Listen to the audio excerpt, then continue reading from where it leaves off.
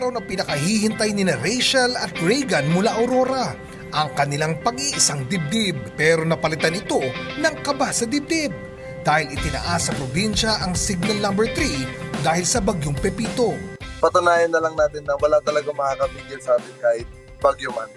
Pero sa mismong beach wedding, lumakas ang alon at maging sila inabot at nabasa. Thursday pa lang po, nagpa-plan na kami i-postpone. Kaso, yung weather po kasi sa amin by that time is sobrang init po.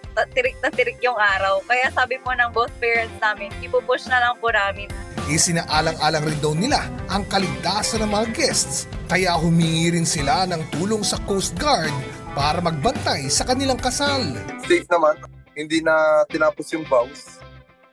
Nag-proceed na po kagad sa function hall. Nagpapasalamat din sila sa tapang ng kanilang entourage at pamilya na sinamahan sila sa pagkakataong yon.